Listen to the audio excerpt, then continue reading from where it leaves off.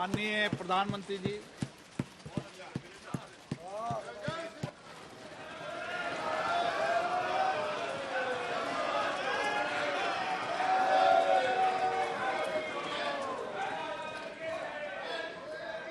Please आपने बहिष्कार कर रखा है ना, तो आप जाइए प्लीज।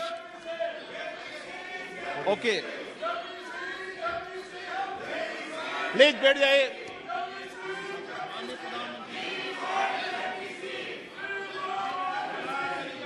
माननीय अध्यक्ष जी, एक मिनट बैठिए। क्या तरीका है बैठे बैठे नारेबाजी करने की? ये तरीका है आप लोगों का? पहले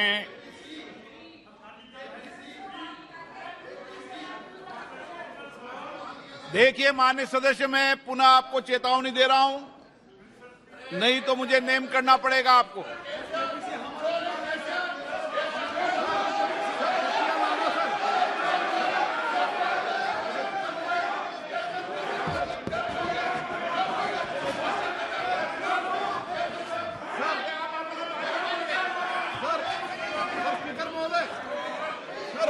तटिया लाना बिल्कुल गलत है सर, तो उनको नेम कर दीजिए सर, हमारा आग्रह है आपसे सर। माननीय नेता, मैं आपसे आग्रह कर रहा हूं, आपके सदस्यों को समझा लिए, तख्तियां लेकर सदन में नहीं आए। आपने कहा था कि हम बहिष्कार करेंगे, तो आप अपनी बात पर कायम रहें। पिछले 3 दिन से कर रहा था साहब, हम लोग का डिमांड है जेपीसी को करने के लिए, जेपीसी डालने के लिए, और जेपीसी नहीं डाल रहे थे साहब। अभी हम लोग जो है ना प्रधानमंत्री जी का सामने भी हम लोग को जो ये मुद्दा को रखना चाहता था, आपका सामने भी रखा है और हाउस का सामने भी रखा है। अभी हम लोग जो है ना सर इस बात से जो है ना हम लोग वॉकआउट कर रहे हैं। ओके,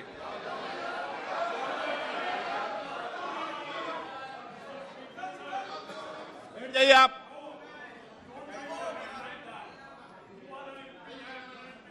ओके, माननीय प्रधानमंत्री जी।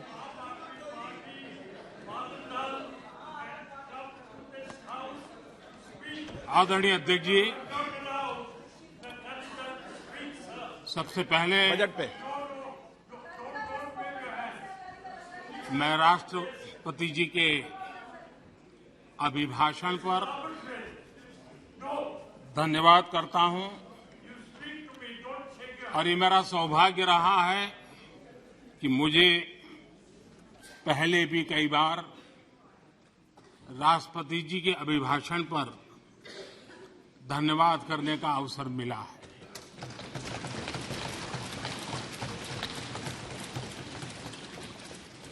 लेकिन इस बार मैं धन्यवाद के साथ साथ राष्ट्रपति महोदया जी का अभिनंदन भी करना चाहता हूं।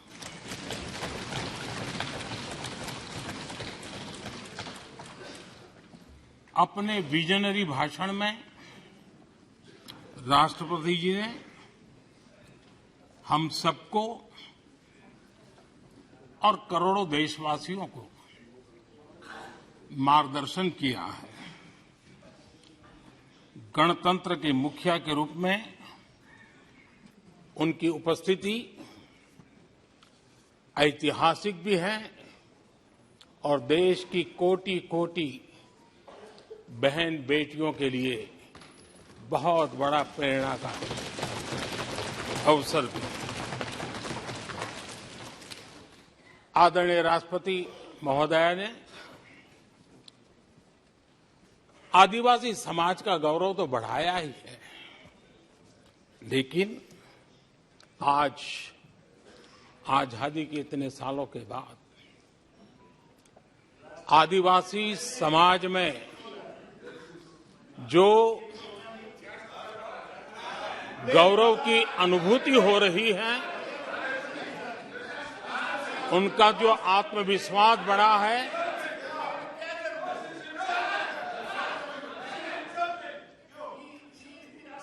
और इसके लिए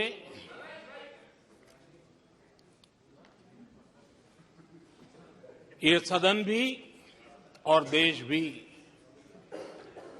उनका आभारी हूं। राष्ट्रपति जी के भाषण में संकल्प से सिद्धि तक की यात्रा का बहुत बढ़िया तरीके से एक खाका खींचा गया। एक प्रकार से देश को अकाउंट भी दिया गया, इंस्पिरेशन भी दिया गया।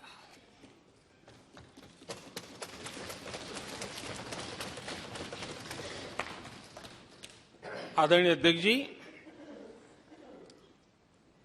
यहां पर सभी माननीय सदस्यों ने इस चर्चा में हिस्सा लिया। हर किसी ने अपने अपने आंकड़े दिए, अपने अपने तर्क दिए और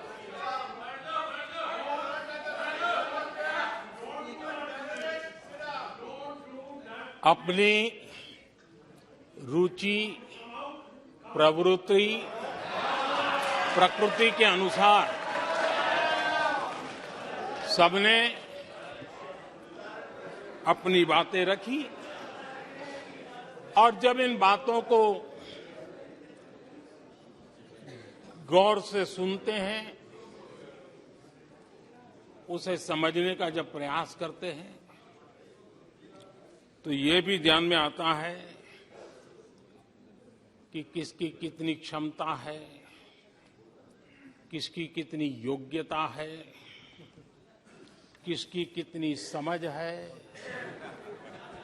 और किसका क्या इरादा है। ये सारी बातें प्रकट होती ही हैं और देश भली भांति तरीके से उसका मूल्यांकन भी करता है। मैं चर्चा में शामिल सभी माननीय सदस्यों का हृदय से आभार व्यक्त करता हूं, लेकिन मैं देख रहा था कल कुछ लोगों के भाषण के बाद पूरा इकोसिस्टम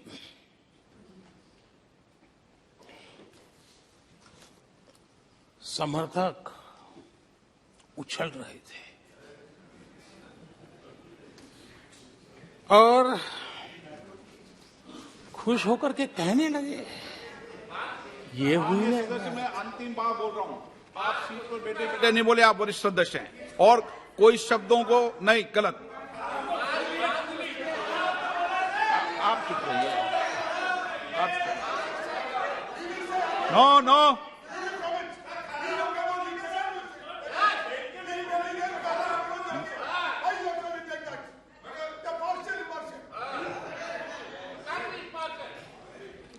पूरा इकोसिस्टम उछल रहा था और कुछ लोग तो खुश होकर के कह रहे थे, ये हुई ना बात, बड़ा, शायद नींद भी अच्छी आई होगी, शायद आज उठ भी नहीं पाए होंगे।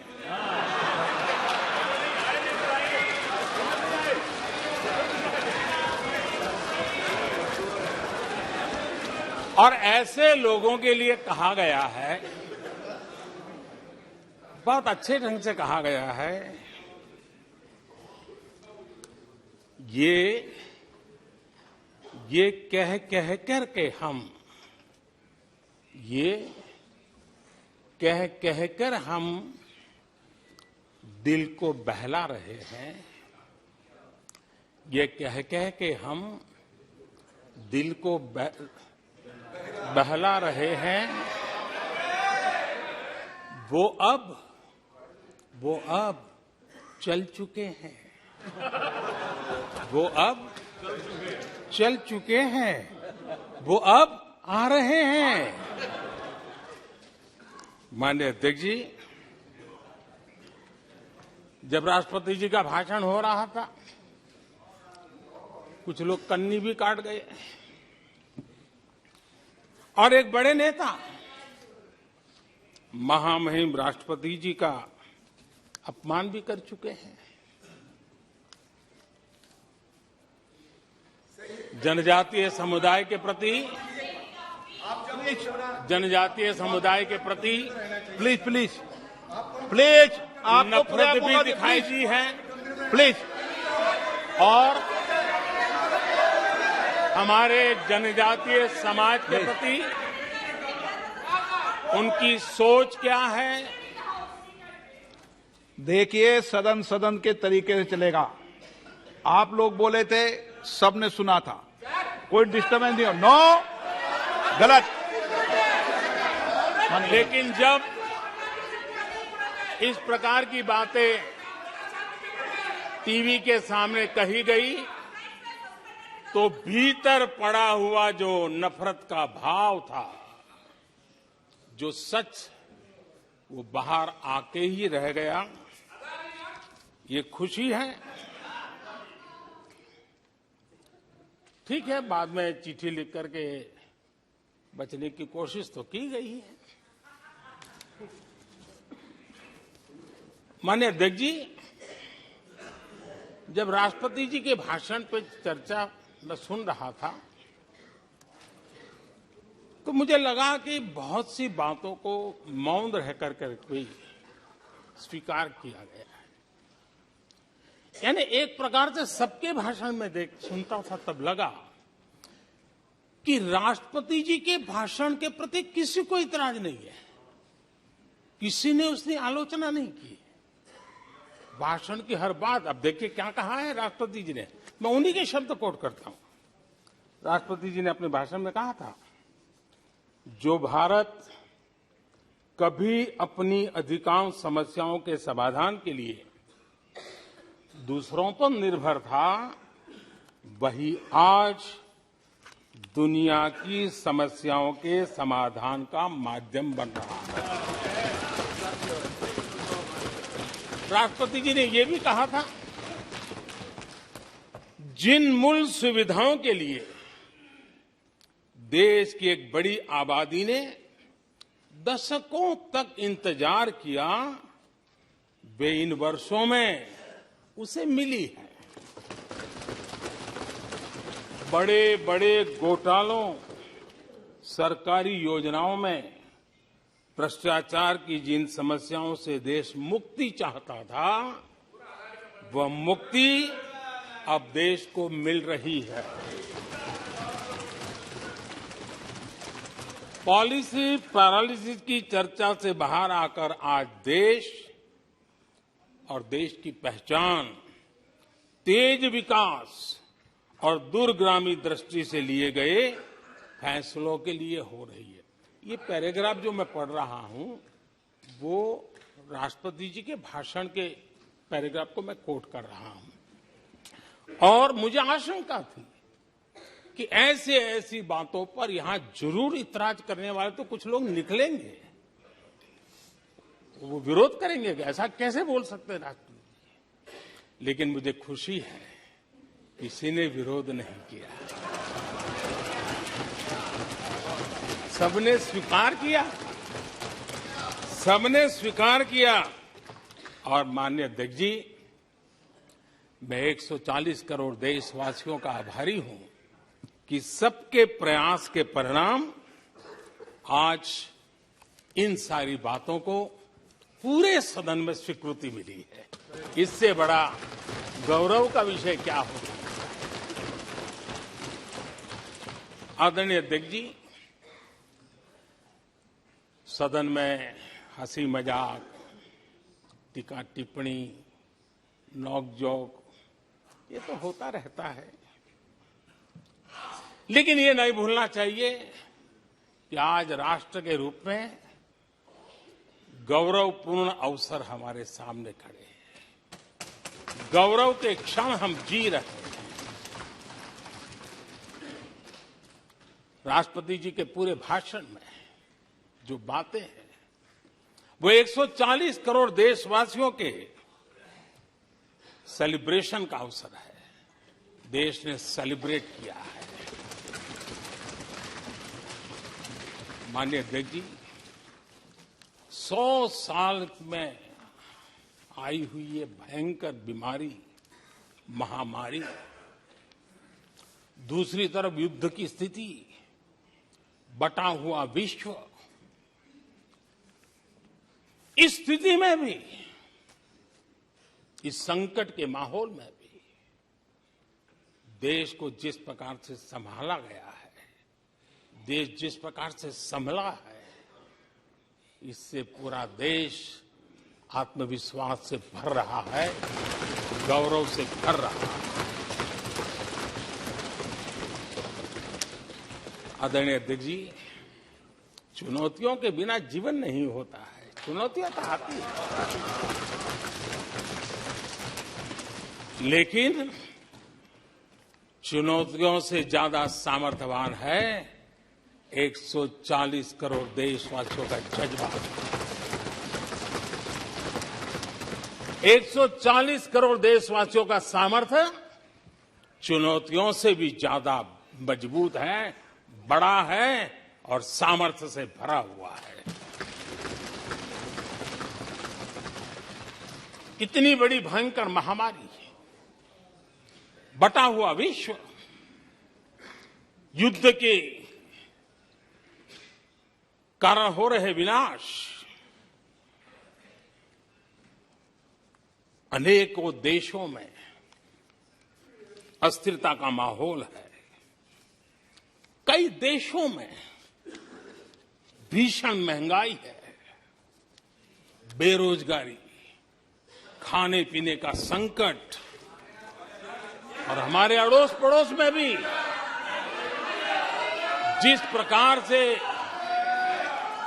हालत बने हुई है, ऐसी स्थिति में माननीय अध्यक्ष जी, कौन हिंदुस्तानी इस बात पे गर्व नहीं करेगा कि ऐसे समय में भी देश दुनिया की 5वीं बड़ी अर्थव्यवस्था बना है।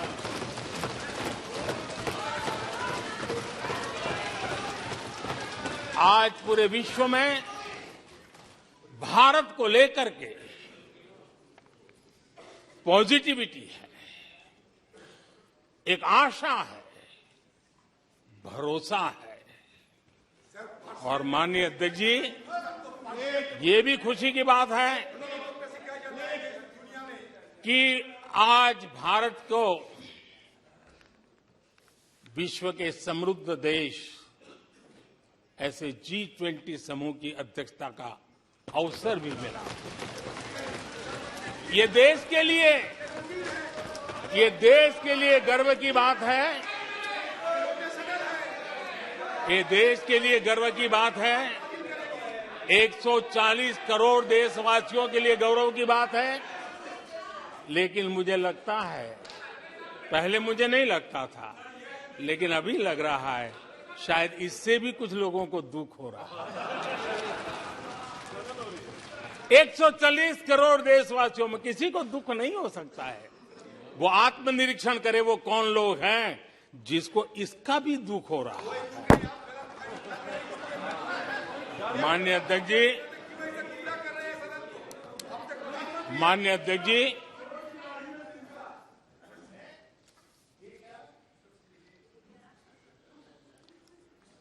आज दुनिया की हर विश्वसनीय संस्था, सारे एक्सपर्ट्स जो वैश्विक प्रवाहों को बहुत गहराई से अध्ययन करते हैं, जो भविष्य का अच्छे से अनुमान भी लगा सकते हैं, उन सबको आज भारत के प्रति बहुत आशा है, विश्वास है और बहुत एक मात्रा में उमंग भी है। और आखिर ये सब क्यों? ऐसे ही तो नहीं है। आज पूरी दुनिया भारत की तरफ इस प्रकार से बड़ी आशा की नजरों से क्यों देख रही है? इसके पीछे कारण है। इसका उत्तर छिपा है भारत में आई स्थिरता में, भारत की वैश्विक साख में, भारत के बढ़ते सामर्थ्य में और भारत में बन रही नई संभावनाओं में। माननीय अध्यक्ष जी, हमारी रोजमर्रा की जिंदगी में जो बातें हो रही है, उसी को मैं अगर शब्दबद्ध करूं, और कुछ बातें उदाहरण से समझाने की कोशिश करूं। अब आप देखिए, भारत में एक 2-3 दशक अस्थिरता के रहे, आज स्थिरता है, पॉलिटिकल स्टेबिलिटी है, स्टेबल गवर्नमेंट भी है और डिसिसिव गवर्नमेंट है।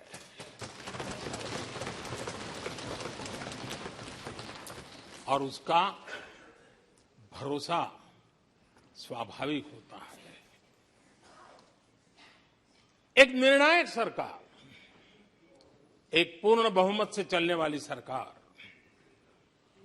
वो राष्ट्र हित में फैसले लेने का सामर्थ्य रखती है। और ये वो सरकार है, रिफॉर्म आउट ऑफ कंपल्सन नहीं, रिफॉर्म आउट ऑफ कन्विक्शन हो रहे हैं। और हम इस मार्ग पर हटने वाले नहीं, हम चलते रहेंगे। देश को समय की मांग के अनुसार जो चाहिए वो देते रहेंगे। माननीय अध्यक्ष जी, एक और उदाहरण की तरफ मैं जाना चाहूंगा। इस कोरोना काल में मेड इन इंडिया वैक्सीन तैयार हुई। भारत ने दुनिया का सबसे बड़ा वैक्सीनेशन अभियान चलाया। और इतना ही नहीं, अपने करोड़ों नागरिकों को मुफ्त वैक्सीन के टीके लगाए। इतना ही नहीं, 150 से ज्यादा देशों को इस संकट के समय हमने जहां जरूरत थी वहां दवाई पहुंचाई, जहां जरूरत थी वहां वैक्सीन पहुंचाई। और आज विश्व के कई देश हैं जो भारत के विषय में इस बात पर बड़े गौरव से विश्व के मंच पर धन्यवाद करते हैं, भारत का गौरवगान करते हैं। उसी प्रकार से तीसरे एक पहलू की तरफ ध्यान देता है। इसी संकट काल में आज भारत का डिजिटल इंफ्रास्ट्रक्चर, जिस तेजी से डिजिटल इंफ्रास्ट्रक्चर ने अपनी एक ताकत दिखाई है, एक आधुनिकता की तरफ बदलाव किया है, पूरा विश्व इसका अध्ययन कर रहा है। मैं पिछले दिनों G20 समिट में बाली में था। डिजिटल इंडिया की चारों तरफ वाहवाही हो रही थी और बहुत क्यूरियोसिटी थी कि देश कैसे कर रहा है। कोरोना काल में दुनिया के बड़े बड़े देश, समृद्ध देश, अपने नागरिकों को आर्थिक मदद पहुंचाना चाहते थे, नोटें छापते थे, बांटते थे, लेकिन बांट नहीं पाते थे। ये देश हैं जो एक फ्रिक्शन ऑफ सेकंड में लाखों करोड़ों रुपए देशवासियों के खाते में जमा करवा देता है। हजारों करोड़ रुपए ट्रांसफर हो जाते हैं।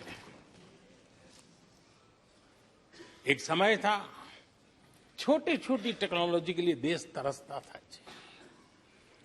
आज देश में बहुत बड़ा फर्क महसूस हो रहा है। टेक्नोलॉजी के क्षेत्र में देश बड़ी ताकत के साथ आगे बढ़ रहा है।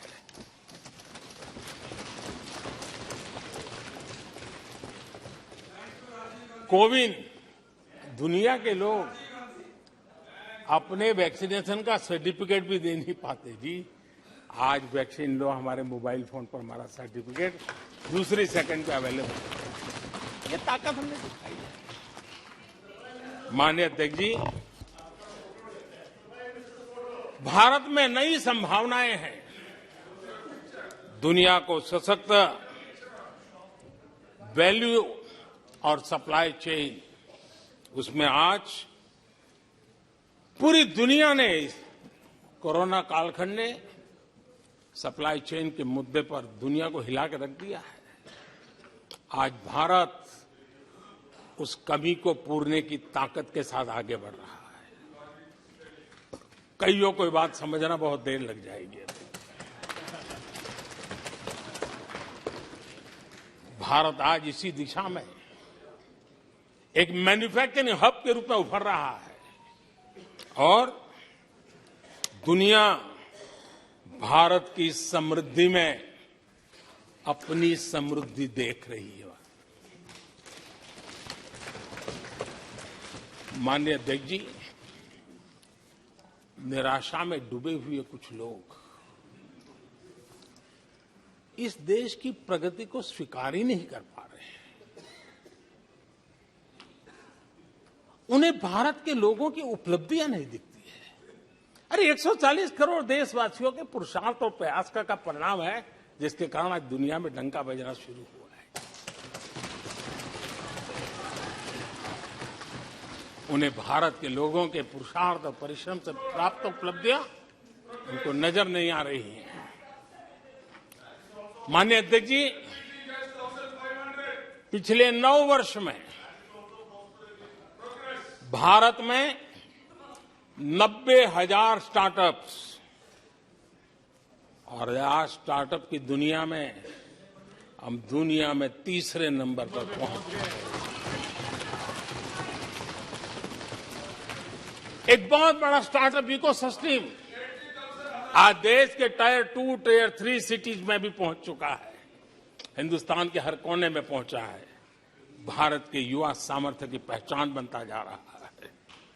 माननीय अध्यक्ष जी, इतने कम समय में और कोरोना के विकट कालखंड में 108 यूनिकॉर्न बने हैं और एक यूनिकॉर्न का मतलब होता है उसकी वैल्यू 6-7 हजार करोड़ से ज्यादा होती है। ये इस देश के नौजवानों ने करके दिखाया। माननीय अध्यक्ष जी, आज भारत दुनिया में मोबाइल मैन्युफैक्चरिंग में दुनिया में दूसरा बड़ा देश बन गया है। घरेलू विमान यात्री डोमेस्टिक एयर ट्रैफिक में आज विश्व में हम तीसरे नंबर पर पहुंच चुके हैं। एनर्जी कंजम्पशन प्रगति के एक मानदंड माना जाता है। आज भारत एनर्जी कंजम्पशन में दुनिया में एक कंज्यूमर के रूप में तीसरे नंबर पर हम पहुंच चुके हैं। रिन्यूएबल एनर्जी की कैपेसिटी में हम दुनिया में चौथे नंबर पर पहुंच चुके हैं। स्पोर्ट्स कभी हमारी कोई पूछ नहीं होती थी, कोई पूछता नहीं था। आज स्पोर्ट्स की दुनिया में हर स्तर पर भारत के खिलाड़ी अपना रुतबा दिखा रहे हैं, अपना सामर्थ्य दिखा रहे हैं। एजुकेशन समेत हर क्षेत्र में आज भारत आगे बढ़ रहा है। पहली बार, माननीय अध्यक्ष जी, गर्व होगा, पहली बार हायर एजुकेशन में एनरोलमेंट वालों की संख्या 4 करोड़ से ज्यादा हो गई। इतना ही नहीं, बेटियों की भी भागीदारी बराबर होती जा रही है।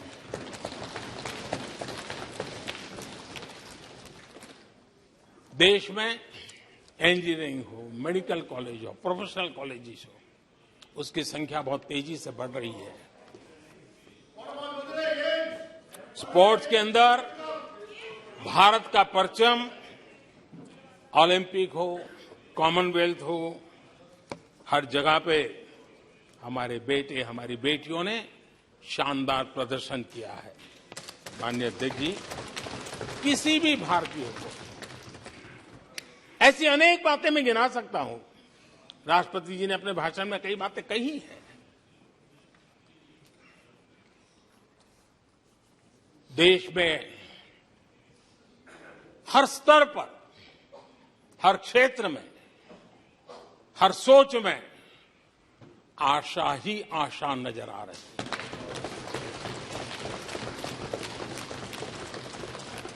एक विश्वास से भरा हुआ देश है, सपने और संकल्प लेकर के चलने वाला देश है। लेकिन यहां कुछ लोग ऐसे निराशा में डूबे हैं, ऐसे निराशा में डूबे हैं। काका हाथरसी ने एक बड़ी मजेदार बात कही थी। काका हाथरसी ने कहा था, आगा पीछा देखकर क्यों होते गमगीन, जैसी जिसकी भावना वैसा दिखे सीन।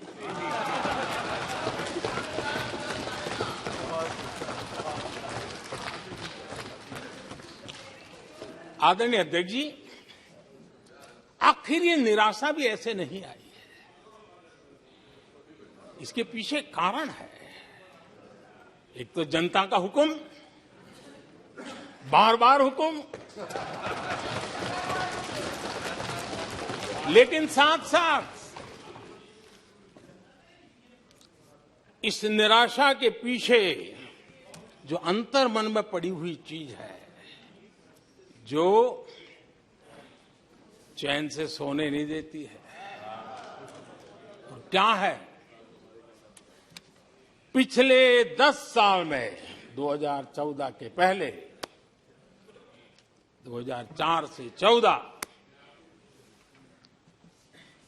भारत की अर्थव्यवस्था खस्ता हाल हो गई।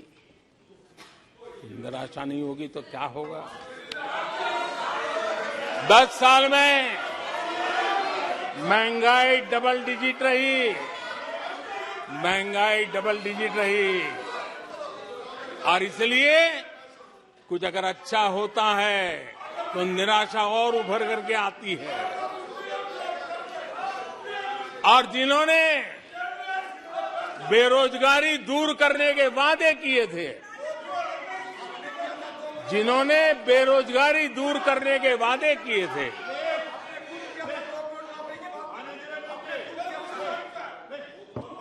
माननीय अध्यक्ष जी, एक बार जंगल में 2 नौजवान शिकार करने के लिए गए और वो गाड़ी में अपनी बंदूक नीचे उतार करके थोड़ा टहलने लगे। उन्होंने सोचा कि थोड़ा अभी आगे चलना है तो थोड़ा जरा हाथ पैर ठीक कर ले, लेकिन गए थे तो बाघ का शिकार करने के लिए, और उन्होंने देखा आगे जाएंगे तो बाघ मिलेगा। लेकिन हुआ ये कि वहीं पर बाघ दिखाई दिया। अभी नीचे उतरे थे, अपनी गाड़ी में बंदूक वहीं पड़ी थी। बाघ दिखा, अब करे क्या? तो उन्हें लाइसेंस दिखाया कि मेरे पास बंदूक का लाइसेंस है।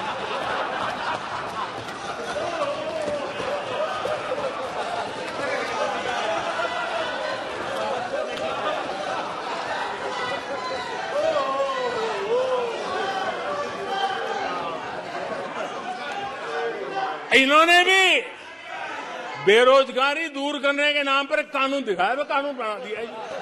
अरे देखो, कानून बना दिया है। ये इनके तरीके से पल्ला झाड़ दिया। 4 से 14 आजादी के इतिहास में सबसे घोटालों का दशक रहा, सबसे घोटाला।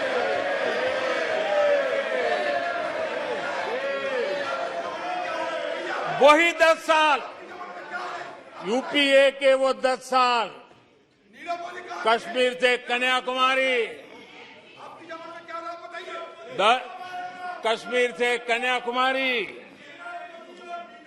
भारत के हर कोने में आतंकवादी हमलों का सिलसिला चलता रहा। 10 साल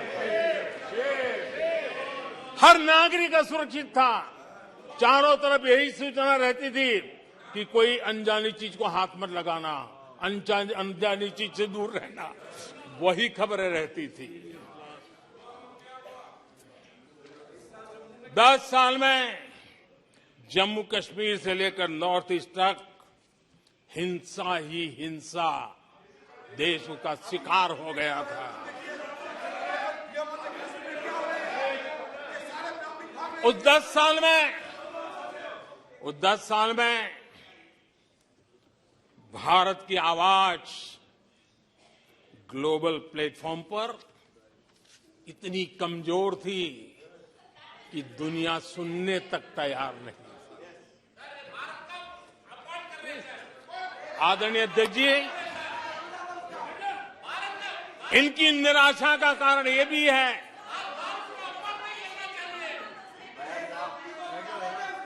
आज जब देश की क्षमता का परिचय हो रहा है, 140 करोड़ देशवासियों का सामर्थ्य खिल रहा है, खुल करके सामने आ रहा है।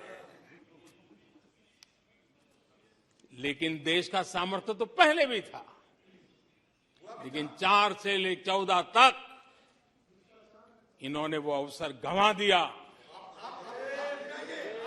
आज यूपीए की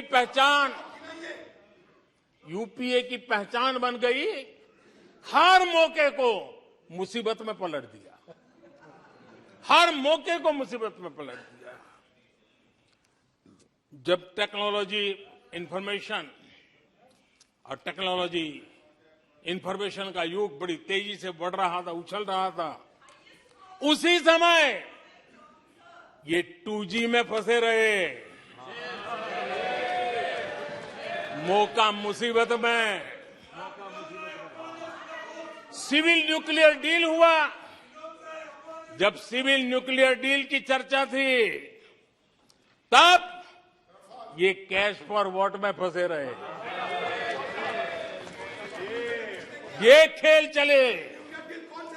आदरणीय अध्यक्ष जी, 2010 में कॉमनवेल्थ गेम्स हुए, भारत को दुनिया के सामने भारत की युवा सामर्थ्य को प्रस्तुत करना एक बहुत बड़ा अवसर था, लेकिन फिर मौका मुसीबत में और CWG घोटाले में पूरा देश दुनिया में बदनाम हो गया। आदरणीय अध्यक्ष जी,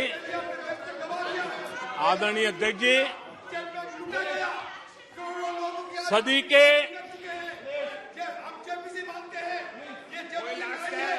के दूसरे दशक में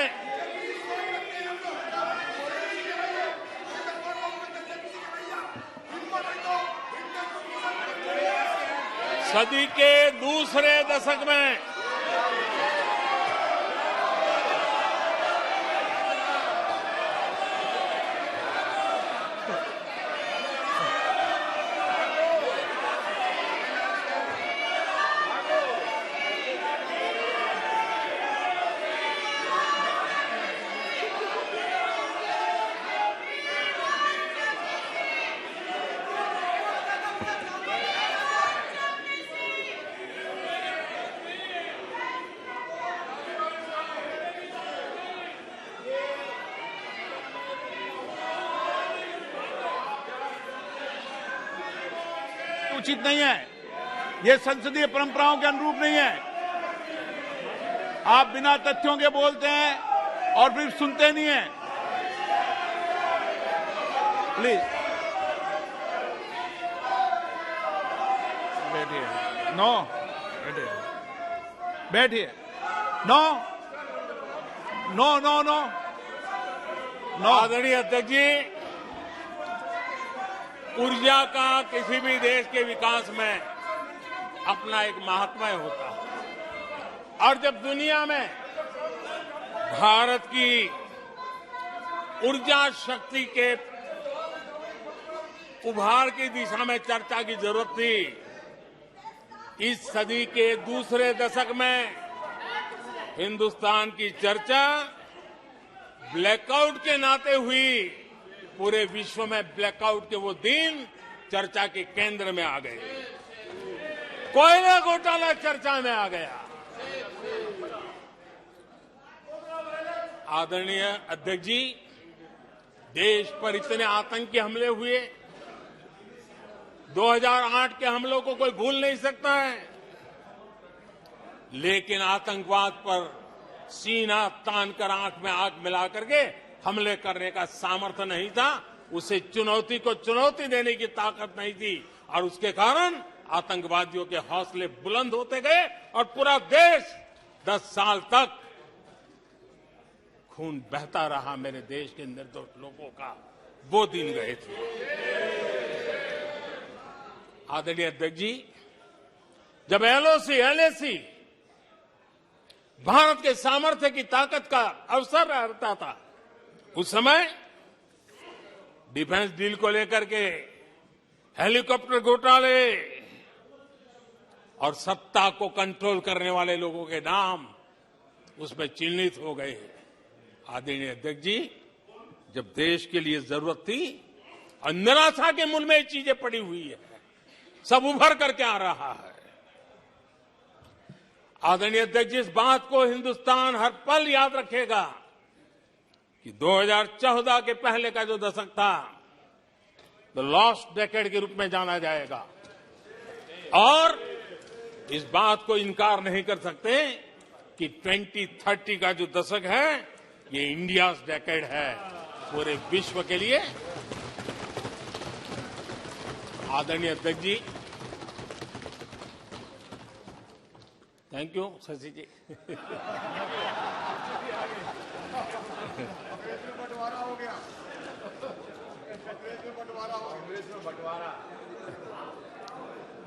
आदरणीय अध्यक्ष जी,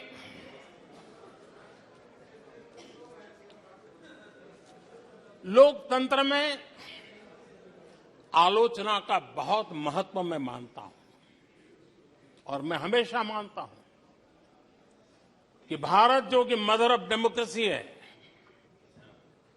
सदियों से हमारे यहां लोकतंत्र हमारी रगों में पनपा हुआ है, और इसलिए मैं हमेशा मानता हूं कि आलोचना एक प्रकार से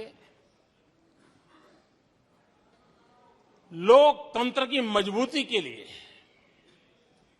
लोकतंत्र के संवर्धन के लिए, लोकतंत्र के स्पिरिट के लिए आलोचना एक शुद्धि यज्ञ है।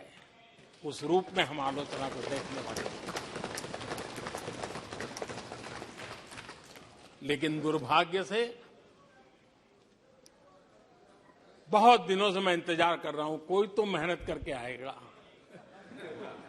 कोई तो एनालिसिस करके कोई आलोचना करेगा ताकि देश को कुछ लाभ हो। लेकिन 9 साल आलोचना ने आरोपों में गंवा दिए जिन्होंने, सिवाय आरोप, गाली गलौज, कुछ भी बोल दो, इसके सिवाय कुछ नहीं किया। गलत आरोप। और हाल ये चुनाव हार जाओ, ईवीएम खराब, दे दो गाली। चुनाव हार जाओ, चुनाव आयोग को गाली दे दो। क्या तरीका है? अगर कोर्ट में फैसला पक्ष में नहीं आया तो सुप्रीम कोर्ट को गाली दे दो, उसकी आलोचना कर दो। अगर भ्रष्टाचार की जांच हो रही है, अगर भ्रष्टाचार की जांच हो रही है,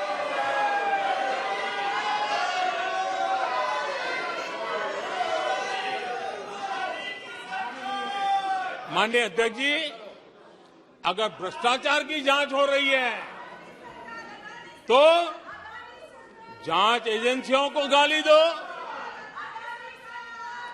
अगर सेना पराक्रम करे, सेना अपना शौर्य दिखाए और वो नैरेटिव देश के जन जन के अंदर एक नया विश्वास पैदा करे, तो सेना की आलोचना करो, सेना को गाली दो, सेना पर आरोप करो। कभी आर्थिक देश की प्रगति की खबरें आए, आर्थिक प्रगति की चर्चा हो, विश्व के सारे संस्थान भारत के आर्थिक गौरवगान करे, तो यहां से निकलो, आरबीआई को गाली दो, भारत के आर्थिक संस्थानों को गाली दो। आदरणीय अध्यक्ष जी, हमने 9 साल देखा है माननीय कंस्ट्रक्टिव क्रिटिसिज्म की जगह। माननीय आप सदन के नेता हैं, आप माननीय सदस्यों को समझा दें। लोकतंत्र के लिए जिसकी ये आवश्यकता है, संसदीय परंपरा के अनुरूप नहीं है कि बैठे बैठे बोलें। नो, गलत, नो, नो, आपने भी बोला है, गलत तरीका है ये। नो, बैठ जाइए, गलत तरीका है। ना, जब सदन के नेता बोल रहे हैं तो आपको मर्यादा से सुनना चाहिए। प्लीज बैठिए। माननीय प्रधानमंत्री जी। माननीय अध्यक्ष जी, पिछले 9 साल हमने देखा है कुछ लोगों की बैंकरप्सी को देखा है कि कंस्ट्रक्टिव क्रिटिसिज्म की जगह कंपल्सिव क्रिटिक्स ने ले ली है, और ये कंपल्सिव क्रिटिक्स इसी में डूबे हुए हैं, खोए हुए हैं। माननीय अध्यक्ष जी, सदन में भ्रष्टाचार की जांच करने वाली एजेंसियों के बारे में बहुत कुछ कहा गया, और मैंने देखा कि बहुत सारे विपक्ष के लोग इस विषय में सूर मिला रहे थे। मिले मेरा तेरा सूर।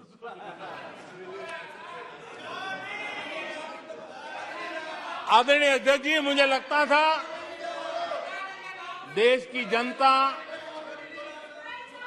देश के चुनाव के नतीजे ऐसे लोगों को जरूर एक मंच पर लाएंगे, लेकिन वो तो हुआ नहीं। लेकिन इन लोगों ने ईडी का धन्यवाद करना चाहिए कि ईडी के कारण ये लोग एक मंच पे आए हैं। ईडी ने एक लोगों को एक मंच पर ला दिया है।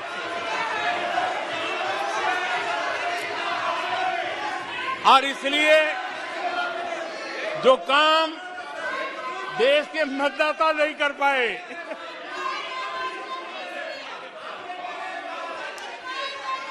आदरणीय अध्यक्ष जी, मैं कई बार सुन रहा हूं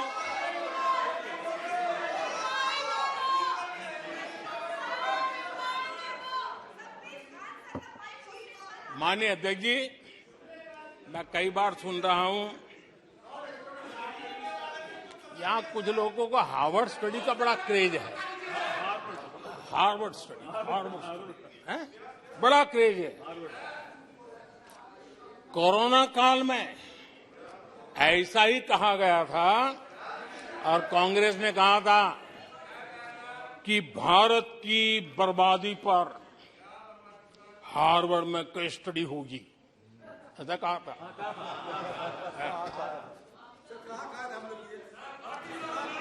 और कल फिर सदन में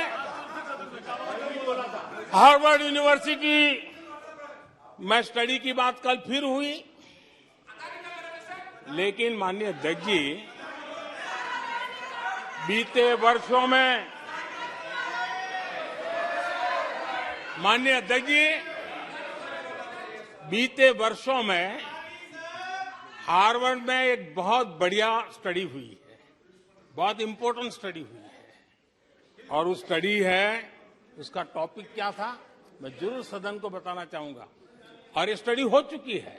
स्टडी है the rise and decline of India's Congress party. ये स्टडी हो चुका है,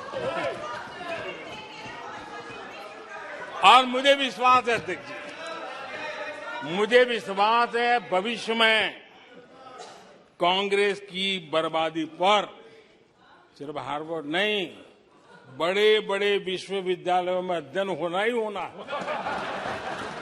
और डुबाने वाले लोगों पर भी होने वाला है। आदरणीय अध्यक्ष जी, मैं ऐसे लोगों के लिए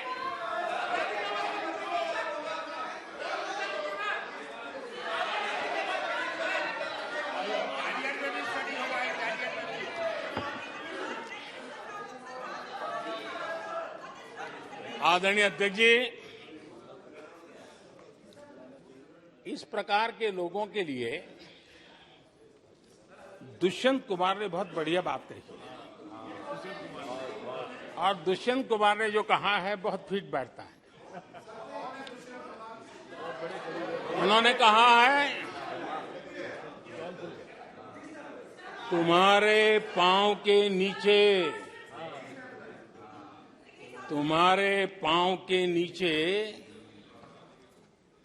कोई जमीन नहीं, तुम्हारे पांव के नीचे कोई जमीन नहीं। कमाल ये है कि फिर भी तुम्हें यकीन नहीं।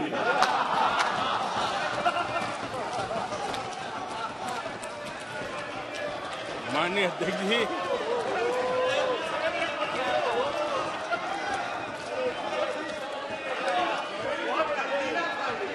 आदरणीय अध्यक्ष जी, सुनो फिर। आदरणीय अध्यक्ष जी, ये लोग बिना सर पैर की बातें करने के आदी होने के कारण उनको ये भी याद नहीं रहता है कि वो खुद का कितना कॉन्ट्राडिक्शन कहते हैं। कभी एक बात, कभी दूसरी बात, कभी एक तरफ, कभी दूसरी तरफ। हो सकता है वो आत्मचिंतन करके खुद के अंदर जो विरोधाभास है उसको भी तो ठीक करेंगे। अब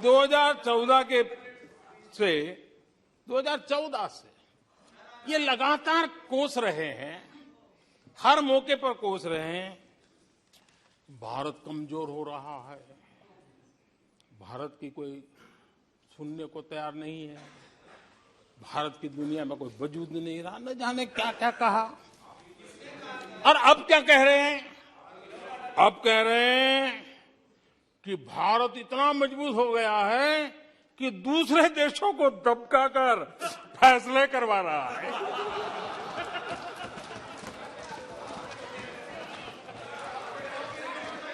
अरे पहले ये तो तय करो भाई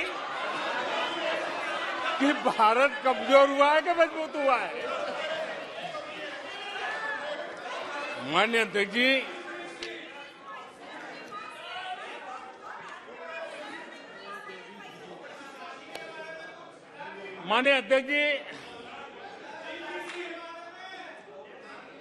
कोई भी जीवंत संगठन होता है, अगर एक जीवंत व्यवस्था होती है, जो जमीन से जुड़ी हुई व्यवस्था होती है, वे जनता जनार्दन में क्या चलता है, लोगों के अंदर उसका चिंतन करता है, उससे कुछ सीखने की कोशिश करता है और अपनी राह भी समय रहते हुए बदलता रहता है। लेकिन जो अहंकार में डूबे होते हैं, जो बस सब कुछ हम ही को ज्ञान है, सब हमारा ये सही है, ऐसी जो सोच में जीते हैं, उनको लगता है कि मोदी को गाली दे करके ही हमारा रास्ता निकलेगा। मोदी पर झूठे अनाप शनाप कीचड़ उछाल करके ही रास्ता निकलेगा। अब 22 साल बीत गए, वो गलतफहमी पाल करके बैठे हुए हैं।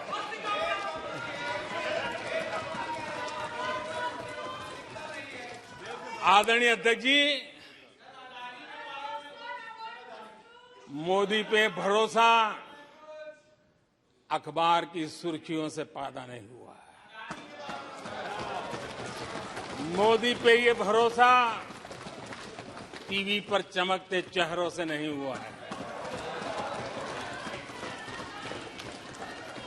जीवन खपा दिया है, पल पल खपा दी है, देश के लोगों के लिए खपा दी है, देश के उज्जवल भविष्य के लिए खपा दी है।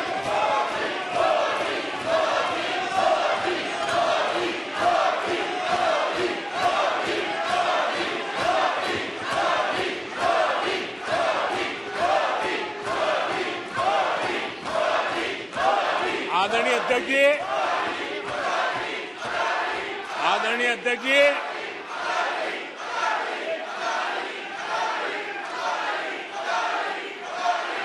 आदरणीय अध्यक्ष जी,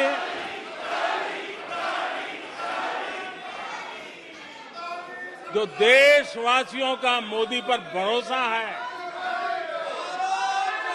ये इनकी समझ के दायरे से बाहर है और समझ के दायरे से भी काफी ऊपर है। क्या ये झूठे आरोप लगाने वालों पर मुफ्त राशन प्राप्त करने वाले मेरे देश के 80 करोड़ देशवासी क्या कभी उन पर भरोसा करेंगे क्या? आदरणीय अध्यक्ष जी, one nation one ration card देश भर में कहीं पर भी गरीब से गरीब को भी जब राशन मिल जाता है, वो आपकी झूठी बातों पर, आपके गलत गलीच आरोपों पर कैसे भरोसा करेगा? आदरणीय अध्यक्ष जी, जिस किसान के खाते में साल में 3 बार पीएम किसान सम्मान निधि के 11 करोड़ किसानों के खाते में पैसा जमा होते हैं, वो आपकी गालियां, आपके झूठे आरोपों पर विश्वास कैसा करेगा? आदरणीय अध्यक्ष जी, जो कल फुटपाथ पर जिंदगी जीने के लिए मजबूर था, जो झुग्गी झोपड़ी में जिंदगी बसर करता था, ऐसे 3 करोड़ से ज्यादा लोगों को पक्के घर मिले हैं।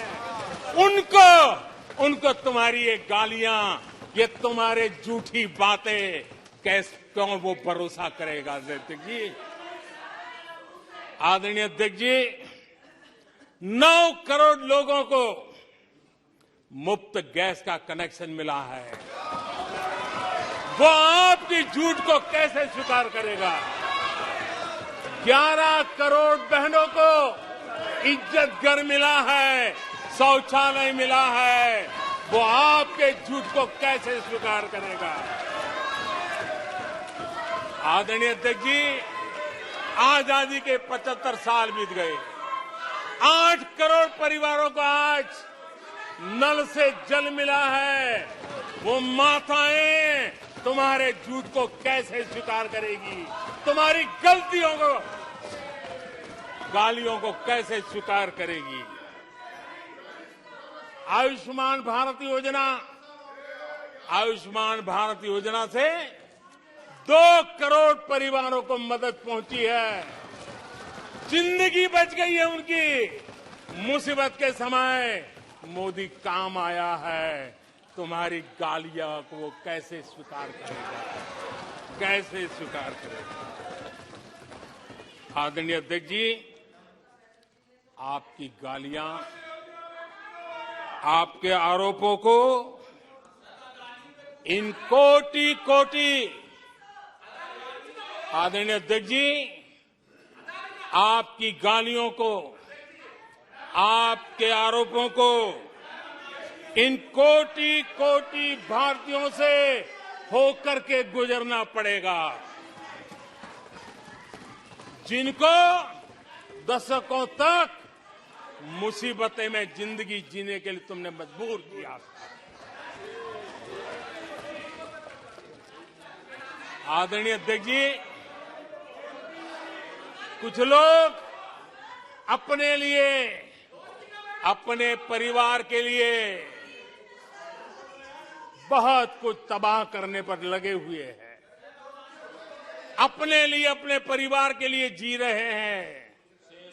मोदी तो 25 करोड़ देशवासियों के परिवार का सदस्य है।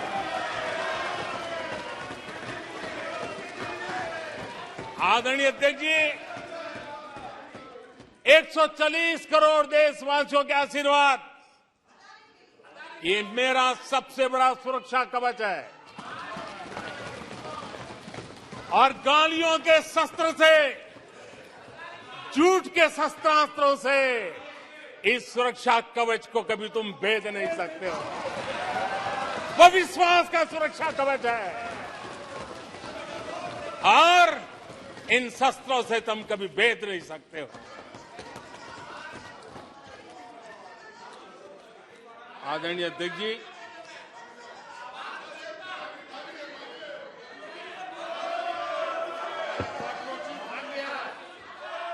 आने सदस्य प्लीज। नहीं नहीं, ये तरीका उचित नहीं है आपका, कोई तरीका उचित नहीं है। नो, इस तरीके से सदन नहीं चलेगा, मैं आपको बता देता हूं। नो, तरीका गलत है। बैठिए बैठिए। क्या सदन है, संसद है? बैठकर टिप्पणी करते हैं। सदन के नेता बोलते हैं जब कुछ शांत रखा करो, मर्यादा रखा करो चीजों की।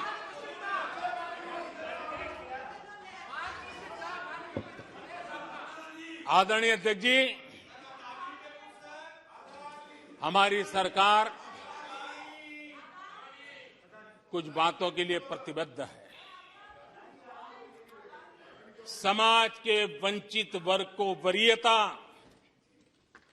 उस संकल्प को लेकर के हम जी रहे हैं, उस संकल्प को लेकर के चल रहे हैं। दशकों तक दलित, पिछड़े, आदिवासी जिस हालत में उनको छोड़ दिया गया था, वो सुधार नहीं आया जो संविधान निर्माताओं ने सोचा था, जो संविधान निर्माताओं ने निर्दिष्ट किया था। 2014 के बाद गरीब कल्याण योजनाओं का सर्वाधिक लाभ मेरे इन्हीं परिवारों को मिला है। दलित, पिछड़ों, आदिवासी की बस्तियों में पहली बार, मानिए थे कि पहली बार बिजली पहुंची है। मीलों तक पानी के लिए जाना पड़ता था, पहली बार नल से जल पहुंच रहा है, इन परिवारों में पहुंच रहा है। माननीय अध्यक्ष जी, अनेक परिवार, कोटि कोटि परिवार पहली बार पक्के घर में आज जा पाए हैं, वहां रह पाए हैं। आदरणीय अध्यक्ष जी, जो बस्तियां आपने छोड़ दी थी, आपके लिए चुनाव के समय ही जिसकी याद आती थी, आज सड़क हो, बिजली हो, पानी हो, इतना ही नहीं 4G कनेक्टिविटी भी वहां पहुंच रही है। आदरणीय अध्यक्ष जी, पूरा देश गौरव कर रहा है। आज एक आदिवासी राष्ट्रपति के रूप में जब देखते हैं, पूरा देश गौरवगान कर रहा है। आज देश में आदि जाति समूह के नर नारी, जिन्होंने मातृभूमि के लिए जीवन तर्पण कर दिए, आजादी के जंग का नेतृत्व किया, उनका पुण्य स्मरण आज हो रहा है और हमारे आदिवासियों का गौरव दिवस मनाया जा रहा है। और हमें गर्व है कि ऐसी महान हमारे आदिवासी परंपरा के प्रतिनिधि के रूप में एक महिला देश का नेतृत्व कर रही है, राष्ट्रपति के रूप में काम कर रही है। हमने उनका हक दिया है। आदरणीय जी,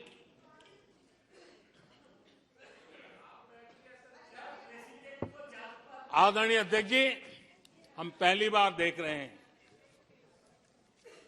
एक बात ये भी सही है, हम सबका समान अनुभव है, सिर्फ मेरा ही ऐसा है ऐसा नहीं, आपका भी है।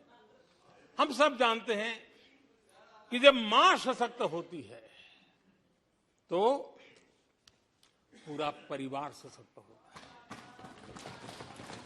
जब मां सशक्त होती है तो परिवार सशक्त होता है, परिवार सशक्त होता है तो समाज सशक्त होता है, और तभी जाकर के देश सशक्त होता है। और मुझे संतोष है कि माताएं, बहनों, बेटियों को सबसे ज्यादा सेवा करने का सौभाग्य हमारी सरकार को मिला है। हर छोटी मुसीबत को दूर करने का प्रामाणिक पूर्वक प्रयास किया है। बड़ी संवेदनशीलता के साथ उस पर हमने ध्यान केंद्रित किया है। आदरणीय अध्यक्ष जी, कभी कभी मजाक उड़ाया जा रहा है, ऐसा कैसा प्रधानमंत्री है, लाल किले पर से टॉयलेट की बातें करता है, बड़ी मजाक उड़ाई गई। आदरणीय अध्यक्ष जी, ये टॉयलेट, ये इज्जतगार, इन मेरी माताओं बहनों की क्षमता, उनकी सुविधा, उनका सुरक्षा का सम्मान करने वाली बात है। इतना ही नहीं मानिए अध्यक्ष जी, जब मैं सैनिटरी पैड की बात करता हूं तो लोगों को लगता है अरे प्रधानमंत्री ऐसे विजय में क्यों जाते हैं। माननीय अध्यक्ष जी, सैनिटरी पैड्स के अभाव में गरीब बहन बेटियों के अपमान सहती थी, बीमारियों का शिकार हो जाती थी। माताओं बहनों को धुएं में दिन के कई घंटे बिताने पड़ते थे, उनका जीवन धुएं फंसा रहता था, उसे मुक्ति दिलाने का काम उन गरीब माताओं बहनों को करने का सौभाग्य हमें मिला है। जिंदगी खप जाती थी, आधा समय पानी के लिए, आधा समय केरोसिन की लाइन के अंदर खपे रहते थे। आज उससे मुक्ति देने का संतोष, उन माताओं बहनों को मुक्ति देने का संतोष।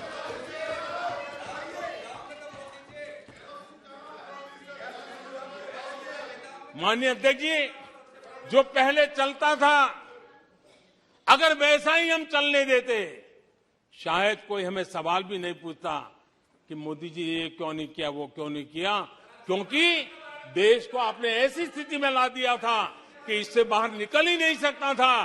वैसी निराशा में देश को झोंक कर रखा हुआ था। हमने उज्ज्वला योजना से धुएं से मुक्ति दिलाई, जल जीवन से पानी दिया, बहनों के सशक्तिकरण के लिए काम किया। 9 करोड़ बहनों को सेल्फ हेल्प ग्रुप, स्वयं सहायता समूह से जोड़ना, माइनिंग से लेकर के डिफेंस तक, आज माताओं बहनों को, बेटियों को अवसर खोल दिए हैं। ये खोलने का काम हमारी सरकार ने किया है। आदरणीय अध्यक्ष जी, इस बात को हम याद करें, वोट बैंक की राजनीति ने देश के सामर्थ्य को कभी कभी बहुत बड़ा गहरा धक्का पहुंचाया है, और उसी का परिणाम है कि देश में जो होना चाहिए, जो समय पे होना चाहिए था, उसमें काफी देर हो गई। आप देखिए, मध्यम वर्ग, लंबे समय तक मध्यम वर्ग को पूरी तरह नकार दिया गया, उसकी तरफ देखा तक नहीं गया। एक प्रकार से वो मान के चला कि हमारा कोई नहीं, अपने ही बलबूते पर जो हो सकता है करते चलो। वो अपनी पूरी शक्ति बेचारा खपा देता था। लेकिन हमारी सरकार, एनडीए सरकार ने मध्यम वर्ग की ईमानदारी को पहचाना है, उन्हें सुरक्षा प्रदान की है, और आज हमारा परिश्रमी मध्यम वर्ग देश को नई ऊंचाई पर ले जा रहा है। सरकार के विभिन्न योजनाओं से मध्यम वर्ग को कितना लाभ हुआ है, माननीय अध्यक्ष जी, मैं उदाहरण देता हूं। 2014 से पहले जीबी डेटा, क्योंकि आज युग बदल चुका है, ऑनलाइन दुनिया चल रही है, हर एक के हाथ में मोबाइल पड़ा हुआ है, कुछ लोगों के जेब फटे हुए हो तो भी मोबाइल तो होता ही है। आदरणीय अध्यक्ष जी, 2014 के पहले जीबी डेटा की कीमत 250 रुपया थी, आज सिर्फ 10 रुपया, आज सिर्फ 10 रुपया। आदरणीय अध्यक्ष जी, एवरेज हमारे देश में एक नागरिक एवरेज 20 जीबी का उपयोग करता है। अगर उस हिसाब को मैं लगाऊं तो एवरेज एक व्यक्ति का 5,000 रुपया बचता है। आदरणीय अध्यक्ष जी, 5,000 रुपया बचता है। आदरणीय अध्यक्ष जी, जन औषधि स्टोर आज पूरे देश में आकर्षण का कारण बने हैं, क्योंकि मध्यम वर्ग का परिवार, उसको अगर परिवार में सीनियर सिटीजन है, डायबिटीज जैसी बीमारी है, तो 1,000, 2,000, 2,500, 3,000 की दवाई हर महीना लेनी पड़ती है। जन औषधि केंद्र में जो दवाई बाजार में 100 रुपए में मिलती है, जन औषधि में 10 रुपए 20 रुपए में मिलती है, आज 20,000 करोड़ रुपया मध्यम वर्ग का जन औषधि के कारण बचा है। माननीय अध्यक्ष जी, हर मध्यम वर्गीय परिवार की एक सपना रहता है खुद का घर बने, और अर्बन इलाके में होम लोन के लिए बड़ी व्यवस्था करने का काम हमने किया, और रेरा का कानून बनाने के कारण जो कभी इस प्रकार के तत्व मध्यम वर्ग की मेहनत की कमाई को सालों तक डुबो कर रख देते थे, उसमें से मुक्ति दिला करके उसको एक नया विश्वास देने का काम हमने किया, और उसके कारण खुद का घर बनाने की उसकी सहूलियत बढ़ गई है। आदरणीय अध्यक्ष जी, हर मध्यम वर्गीय परिवार को अपने बच्चों के भविष्य के लिए, उसके उच्च शिक्षा के लिए उसके मन में एक रहता है, मंसूबा रहता है। वो चाहता है आज जितनी मात्रा में मेडिकल कॉलेजेस हो, इंजीनियरिंग कॉलेज हो, प्रोफेशनल कॉलेजों की संख्या बढ़ाई गई है, सीटें बढ़ाई गई हैं, उसने मध्यम वर्ग के एस्पिरेशन को बहुत उत्तम तरीके से एड्रेस किया है। उसको विश्वास होने लगा है कि उनके बच्चों का उज्जवल भविष्य निर्धारित है। आदरणीय अध्यक्ष जी, देश को आगे बढ़ाना है तो भारत को आधुनिकता की तरफ गए बिना कोई चारा नहीं, और समय की मांग है कि अब समय नहीं गंवा सकते, और इसलिए हमने इंफ्रास्ट्रक्चर की तरफ बहुत बड़ा ध्यान दिया है। और ये भी माने स्वीकार होगा, भारत की एक जमाने में पहचान थी गुलामी के कालखंड के पहले। गुलामी के कालखंड के पहले ये देश आर्किटेक्चर के लिए, इंफ्रास्ट्रक्चर के लिए दुनिया में उसकी एक ताकत थी, पहचान थी। गुलामी के कालखंड में सारा नष्ट हो गया। देश आजाद होने के बाद वो दिन दोबारा में आएगा ऐसी आशा थी, लेकिन वो भी समय बीत गया। जो होना चाहिए था, जिस गति से होना चाहिए, जिस स्केल से होना चाहिए था, वो हम नहीं कर पाए। आज उसमें बहुत बड़ा बदलाव इस दशक में देखा जा रहा है। सड़क हो, समुद्री मार्ग हो, व्यापार हो, वाटरवेज हो, हर क्षेत्र में आज इंफ्रास्ट्रक्चर का कायाकल्प देख रहा है। हाईवे पर रिकॉर्ड निवेश हो रहा है। माननीय अध्यक्ष जी, दुनिया भर में आज चौड़ी सड़कों की बात होती थी, भारत में चौड़ी सड़कें, हाईवे, एक्सप्रेसवे आज देश की नई पीढ़ी देख रही है। भारत में वैश्विक स्तर के अच्छे हाईवे, एक्सप्रेस दिखे, इस दिशा में हमारा काम है। पहले रेलवे इंफ्रास्ट्रक्चर अंग्रेजों ने जो देकर के गए, उसी पर भी हम बैठे रहे, उसी को हमने अच्छा मान लिया, गाड़ी चलती थी। आदरणीय अध्यक्ष जी, वो समय था, आदरणीय अध्यक्ष जी, जो समय था, जिस प्रकार से अंग्रेजों छोड़ करके गए थे, उसी भाव में जीते रहे। और रेलवे की पहचान क्या बन गई थी? रेलवे यानी धक्का मुक्की, रेलवे यानी एक्सीडेंट, रेलवे यानी लेट लतीफ। यही यानी एक स्थिति थी। लेट लतीफ में एक कहावत बनी गई थी, रेलवे यानी लेट लतीफी। एक समय था हर महीने एक्सीडेंट होने वाली घटनाएं बार बार आती थी। एक समय था एक्सीडेंट एक किस्मत बन गई थी। लेकिन अब ट्रेनों के अंदर वंदे भारत की मांग, हर एमपी चिट्ठी लिखता है, मेरे यहां वंदे भारत चालू करो।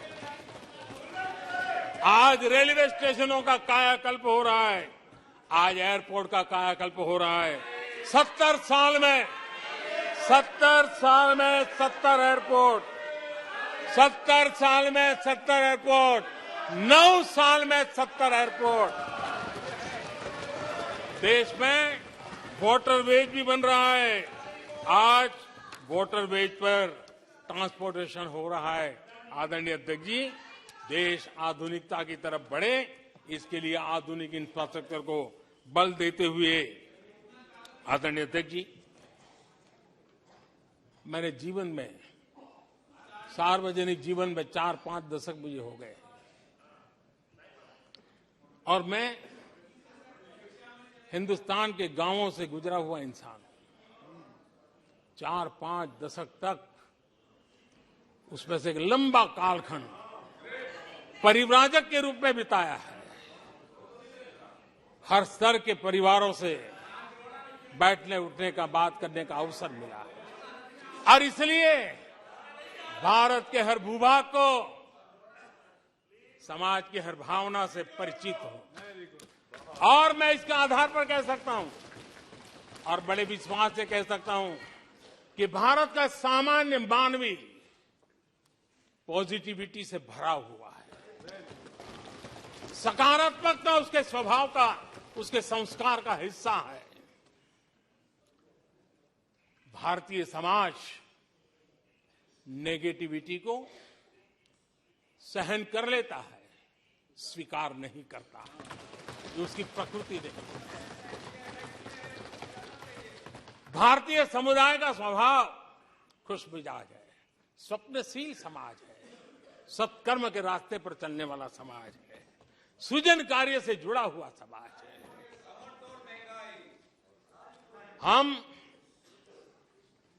मैं आज कहना चाहूंगा, जो लोग सपने लेकर के बैठे हैं कि कभी यहां बैठते थे, फिर कभी मौका मिलेगा, ऐसे लोग जरा 50 बार सोचें, अपने तौर तरीकों पर जरा पुनर्विचार करें। लोकतंत्र में आपको भी आत्मचिंतन करने की आवश्यकता है। आधार आज डिजिटल लेन देन का सबसे बड़ा महत्वपूर्ण अंग बन गया। आपने उसको भी निराधार करके रख दिया था, अब उसके भी पीछे पड़ गए थे। उसको भी रोकने के लिए कोर्ट कचहरी तक को छोड़ा नहीं था। जीएसटी को न जाने क्या क्या कह दिया गया, पता नहीं, लेकिन आज हिंदुस्तान की अर्थव्यवस्था को और सामान्य मानवी को जीवन सुगम बनाने में जीएसटी ने एक बहुत बड़ी भूमिका अदा की। वो जमा एचएएल को कितनी गालियां दी गई, किस प्रकार से बड़े बड़े फोरम का मिसयूज किया गया। आज एशिया का सबसे बड़ा हेलीकॉप्टर बनाने वाला हब बन चुका है, जहां से तेजस हवाई जहाज सैकड़ों की संख्या में बन रहे हैं। भारतीय सेना के हजारों करोड़ रुपए का ऑर्डर आज एचएएल के पास है। भारत के अंदर आज वाइब्रेंट डिफेंस इंडस्ट्री आगे आ रही है। आज भारत डिफेंस एक्सपोर्ट करने लगा है। माननीय अध्यक्ष जी, हिंदुस्तान के हर नौजवान को गर्व होता है। निराशा में डूबे हुए लोगों से अपेक्षा नहीं है। आदरणीय अध्यक्ष जी, आप जानते हैं भली भांति, समय सिद्ध कर रहा है, जो कभी यहां बैठते थे वो वहां जाने के बाद भी फेल हुए हैं। वहां जाने के बाद भी फेल हुए और देश पास होता जा रहा है, डिस्टिंक्शन पे जा रहा है।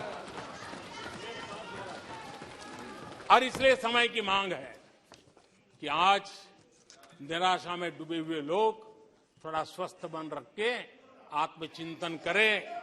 आदरणीय अध्यक्ष जी, यहां जम्मू कश्मीर की भी चर्चा हुई, जम्मू कश्मीर की भी चर्चा हुई, और जो अभी अभी जम्मू कश्मीर घूम करके आए, उन्होंने देखा होगा कितने आन बान शान के साथ आप जम्मू कश्मीर में जा सकते हैं, घूम सकते हैं, फिर सकते हैं। आदरणीय अध्यक्ष जी, पिछली शताब्दी के उत्तरार्ध में, आदरणीय अध्यक्ष जी, पिछली शताब्दी के उत्तरार्ध में मैं भी जम्मू कश्मीर में यात्रा लेके गया था और लाल चौक में तिरंगा फहराने का संकल्प लेकर के चला था। और तब आतंकवादियों ने पोस्टर लगाए थे, आतंकवादियों ने पोस्टर लगाए थे उस समय, और कहा था कि देखते हैं किसने अपनी मां का दूध पिया है, जो लाल चौक में आके तिरंगा फहराता है। पोस्टर लगे थे। और उस दिन, वो 24 जनवरी थी, मैंने जम्मू के अंदर बड़ी सभा में कहा था, अध्यक्ष जी, मैं पिछली शताब्दी की बात कर रहा हूं। और तब मैंने कहा था आतंकवादी कान खोल करके सुन ले। उस दिन मैंने कहा था आतंकवादी कान खोल करके सुन ले। 26 जनवरी को ठीक 11 बजे मैं लाल चौक पहुंचूंगा, बिना सिक्योरिटी आऊंगा, बुलेट प्रूफ जैकेट के बिना आऊंगा और फैसला लाल चौक में होगा किसने अपनी मां का दूध पिया।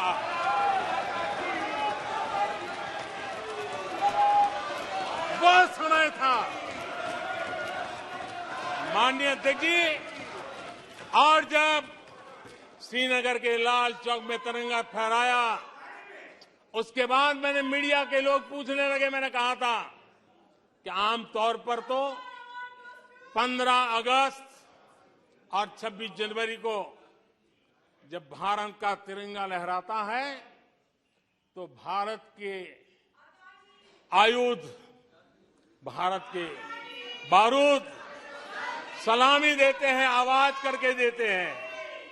मैंने कहा आज जब मैं लाल चौक के अंदर तिरंगा फहरा हूं, दुश्मन देश का बारूद भी सलामी कर रहा है, गोलियां चला रहा था, बंदूकें बम फोड़ रहा था। आदरणीय अध्यक्ष जी, आज जो शांति आई है, आज चैन से जा सकते हैं, सैकड़ों की तादाद में जा सकते हैं। ये माहौल और पर्यटन की दुनिया में कई दशकों के बाद सारे रिकॉर्ड जम्मू कश्मीर ने तोड़े हैं। आज जम्मू कश्मीर में लोकतंत्र का उत्सव मनाया जा रहा है। आदरणीय अध्यक्ष जी, आज जम्मू कश्मीर में हर घर तिरंगा का सफल कार्यक्रम होते हैं। मुझे खुशी है, कुछ लोग हैं जो कभी कहते थे तिरंगे से शांति बिगड़ने का खतरा लगता था। कुछ लोगों को ऐसा कहते थे कि तिरंगे से जम्मू कश्मीर में शांति बिगड़ने का खतरा लगता था। वक्त देखिए, वक्त का मजा देखिए, अब वो भी तिरंगा यात्रा में शरीक हो रहे हैं।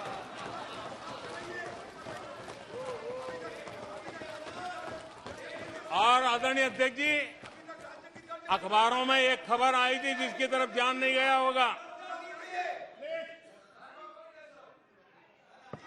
आदरणीय अध्यक्ष जी, उसी समय अखबारों में एक खबर आई थी क्योंकि लोग टीवी में चमकने की कोशिश में लगे थे, लेकिन उसी समय श्रीनगर के अंदर दशकों बाद थिएटर हाउसफुल चल रहे थे।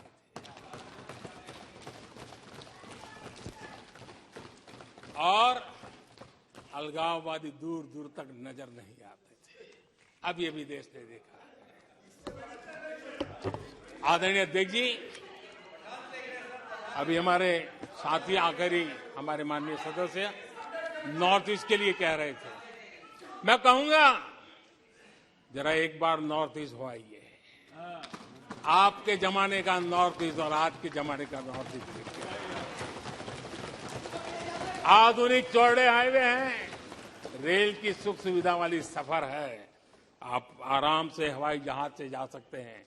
नॉर्थ ईस्ट के हर कोने में आज बड़ी, और मैं गर्व के साथ कहता हूं, आजादी का 75 साल मना रहे हैं, तब मैं गर्व से कहता हूं 9 साल में करीब 7500 7,500 7,500 जो हथियार के रास्ते पर चल पड़े थे, ऐसे लोगों ने सरेंडर किया और अलगाववादी प्रवृत्ति छोड़ करके मुख्य धारा में आने का काम किया है। आदरणीय अध्यक्ष जी, आज त्रिपुरा में लाखों परिवारों को पक्का घर मिला है, उसकी खुशी में मुझे शरीक होने का अवसर मिला। जब मैंने मैंने त्रिपुरा में हीरा योजना की बात कही थी, तब मैंने कहा था हाईवे, हाईवे, रेलवे और एयरवे, ये हीरा का आज सफलतापूर्वक त्रिपुरा की धरती पर मजबूती नजर आ रही है। त्रिपुरा तेज गति से आज भारत की विकास यात्रा का भागीदार बना है। आदरणीय अध्यक्ष जी, मैं जानता हूं सच सुनने के लिए भी बहुत सामर्थ्य लगता है। आदरणीय अध्यक्ष जी, झूठे गंदे आरोपों को सुनने के लिए भी बहुत बड़ा धैर्य लगता है और मैं इन सबका अभिनंदन करता हूं जिन्होंने धैर्य के साथ गंदी से गंदी बातें सुनने का ताकत दिखाई है। ये अभिनंदन के अधिकारी हैं। लेकिन जो सच सुनने का सामर्थ्य नहीं रखते हैं, वो कितनी निराशा की गर्त में डूब चुके होंगे, इसका देश आज सबूत देख रहा है। माननीय अध्यक्ष जी,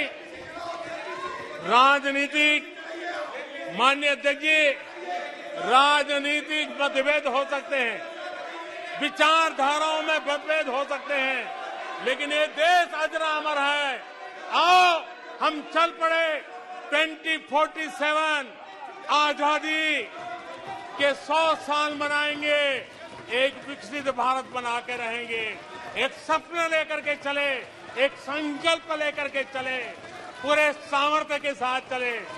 और जो लोग बार बार गांधी के नाम पर रोटी खिलाते हैं, उनको मैं कहना चाहता हूं, एक बार गांधी को पढ़ ले, एक बार महात्मा गांधी को पढ़े।